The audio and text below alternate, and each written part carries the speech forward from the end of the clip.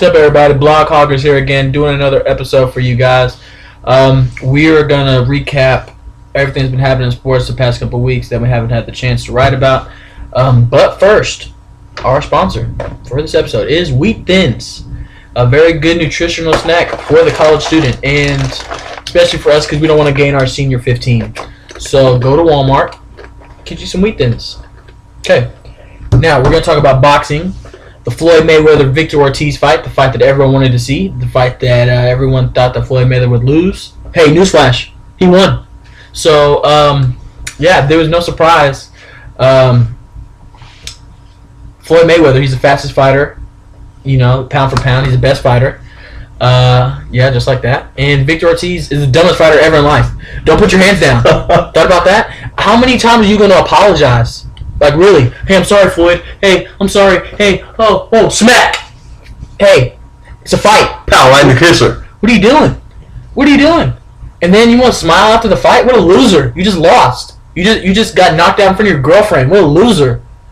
Anyway, I had some bitter things about that fight because we had to pay $50 for that boo-boo. It's gross. Anyway, so everyone wants to see Floyd Mayweather, Pacquiao. I got Mayweather. He's the best fighter. He's the best defensive fighter. When have you ever seen Floyd Mayweather bleed, except for that cheap shot that Ortiz did? Never. Don't worry, I'll wait. Cat Williams' voice. Anyway, Mayweather's too slick. He's too raw. He has that demeanor about him, like he got swag. Like you're not gonna hit him. He's dripping swag goop, Kanye voice. So anyway, Mayweather, best pound for pound fighter in the world. Oh, and by the way, December 3rd, Miguel Cotto, Antonio Margarito. I will write a blog about that. And Payback is a you-know-what. So, just to let you know, Antonio Margarito, just in case you watch this, which in case you won't. But if you do, be ready. Okay. All right. The thing is about basketball are they ready to start the season? The lockout has been touching so many homes across the country. Players, coaches, owners, and even the fans' homes, and in our case, apartments. If the lockout doesn't get resolved within the weekend, if there's not major progress done to, get rid of this situation, David Stern, the commissioner of the NBA, is threatening to take away the entire season. How can he do that to us? How? I'm wearing a Mavericks shirt. How are we going to go without our Mavericks? I don't know, but all I know is that the Mavericks will still be champions for the foreseeable future, and that's all that matters. But for real though, LeBron's not going to be able to win a championship for the whole entire season. Is that crazy or what? That's crazy. And J.J. Barea won't have the chance to defend his title. And all the overseas players won't be able to play in the NBA when they come back because they'll be stuck in China, they'll be stuck in Turkey playing basketball for considerably less amount. But they'll still be making millions, but it's not the same as the American dollars they can get over here. And most importantly, we won't see Jimmer Fredette. Okay. And we need Jimmer Fredette. We need that white guy out there that can shoot the ball and can dribble the ball and show us that we, as non-African American players, can do it. We can do it. We have a chance. And Jimmer Fredette gives us that. So please, David Stern, please give us back our season. We beg of you. And now next topic is football. And, Tony Romo, Dallas Cowboys quarterback, has been going through several injuries over the past 2 to 3 weeks. We all know about the bruised ribs, fractured ribs, and also the punctured lung that amazingly healed in about a week's time. Amazing how football medicine can change a player's abilities on the field. It's funny how you bring that up because it's probably steroids or something. Anyway, Tony Romo, he's not good. His little heroic comeback against the 49ers, newsflash, it was just the 49ers. Go look up how many games they won last year. And you won in overtime. Look how many weapons you have. And then against the Redskins, you throw to Dez Bryant, 2 times? Hey, guess what? Some people have him on their fantasy team. How about you throw to him? I lost. All 4 teams lost. Yeah. Anyway, Tony Romo, how about you do some cardio? How about you learn how to run? Michael Vick does it. I'm just saying. Alex Smith ran the option last week. So, I mean, come on, you can do it too. You can learn how to run and take a hit. Have you ever heard of a rib protector? Heard about that? Yeah, how about you try it? How about you win? You're the freaking Dallas Cowboys quarterback. You were supposed to come back in the game. No one's supposed to give you a little medal and a pat on the back. Oh, Tony Romo, you're our savior. How about you just won only one playoff game in your whole career? Ouch. Ouch. But for real though, I mean, I do give Romo credit for doing all that he's done this season, considering the fact that the Cowboys have been banged up. Miles Austin missed last week's game. His receivers ran horrible routes last week, even though he had the opportunities to, get the ball downfield. Those receivers really hurt him, and the offensive line was atrocious last night. Last week, Phil Costa had like 7 fumbles on ESPN, all missed snaps. So you can't blame Romo for everything. The Jets game, he played well. He choked.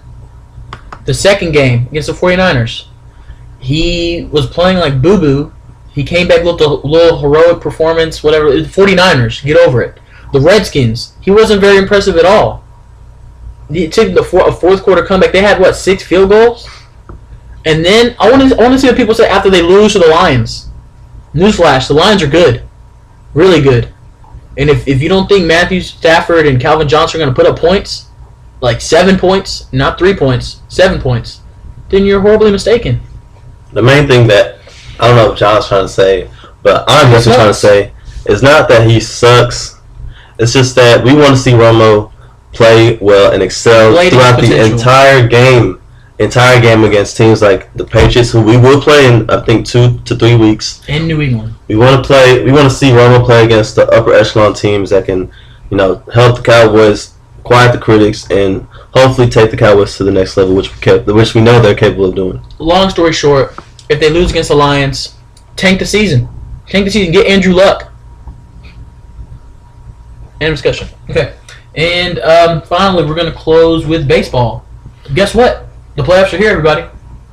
And we will be shooting a video in just a moment to let y'all know what we feel about the playoffs. But right now, we're going to close out our video by closing out last night's epic games with the Red Sox completely faltering down the stretch in September, letting the Rays come back and take that final wild card spot in the American League. The Braves doing the exact same thing, allowing the Cardinals to pretty much take over the wild card within the past month. I mean, it's crazy how baseball, Bud Selig, the commissioner, has been trying to push an extra wild card team. We might not even need it with the Jamaics that we saw over the past month. Yeah, and we have a few awards to give out in our opinion, who we think did the best. We're gonna go with the AL Cy Young. I think we both agree the AL Cy Young goes to Justin Verlander. Unanimously. 24-5 record. Pretty much carried the Detroit Tigers on his back and helped them, get to the playoffs and easily win the AL Central. One thing I do think about Justin Verlander, he is a pitcher, but I do think he's an MVP as well. No. That's where you're wrong. I don't have a set AL MVP, but I wouldn't pick a pitcher. Why not? I would, because a pitcher, how many games did he pitch? Pitched about 35 games. How many games are in a season? 162. Exactly my point. You want someone who's an everyday player, someone who's going to be there for the majority of the season, producing for your team, and getting wins that way. I'm not saying that Justin Verlander is probably not the best player on his team. I'm just saying that the AL MVP, it should be an all-around player. Verlander has his Cy Young for his award. And who do you think should be the MVP? I would give it to someone like Robinson Cano, someone like that, where the Yankees are in first place, someone who's been producing all year round. Justin Verlander's been producing all year round. Yeah, but he doesn't pitch 100 times a year. Just saying. Anyway, going to the National League, my Cy Young is gonna be Roy Halladay. He had a lot of pressure, I guess you could say. He probably didn't feel any pressure, but the media put a lot of pressure on the Phillies this year to produce, and he came through. Him and Cliff Lee. But Roy Halladay's the ace, and I think he produced very well this year, and he is my Cy Young. I'm gonna have to give it to Clayton Kershaw, Dodgers pitcher. I know the Dodgers didn't go to the playoffs, but they ended the season extremely strong. They ended the season with an over 500 record, and Clayton Kershaw pretty much dominated the entire season. The Dodgers have been going through some turmoil with their ownership and bankruptcy, but to see Clayton Kershaw, who is from the Dallas area, win over 20 games, have a I think, the best ERA in the National League, and he dominated opposing hitters. So it's good to see Clayton Kershaw, young pitcher, dominate the game at a young age, and I think he will win the Cy Young. Should win the Cy Young. Okay. My National League MVP is Prince Fielder. Last year of his contract came up big, led the Brewers back to the playoffs. A lot of people who get ripped by the media, like, where are you going? Where are you going? Hey, LeBron, where are you going? Where are you going? And the Prince Fielder, he ignored all that. He still performed, led him to the playoffs, and had a monstrous year. Had 3 home runs the other day to close out the season. So that's my MVP. MVP, I'm going to go with his teammate Ryan Braun. I think he played very well. He had to play alongside Prince Fielder, which, driving in those runs is pretty easy when you have a big guy like Prince Fielder knocking out home runs. But if you look at Ryan Braun's totals for this year, they're pretty similar, with almost the same number of RBIs, and he's done it consistently throughout his career with the Brewers. So I'm going to pick Ryan Braun as MVP. So be on the lookout. We're making another video right after this to make our predictions for the playoffs into the World Series. So that's our recap for the last few weeks. Look out for another video coming soon regarding college football and the NFL, fantasy football, things like that. So check us out on Facebook. We'll be posting the blog, and on Twitter at young_Rico21 and at NEL_O. So check us out. Highlight Shagwala. That was rude for interrupting. But anyway, leave feedback, leave suggestions. If you want to make a little guest appearance on our blog, doing a video or writing something, just get at us and we'll get back to you on that. And +1 us, Google Plus. We're on the rise, baby. Yeah. So Google boy, baby. Anyway, John, Nelson, Bloghoggers, out.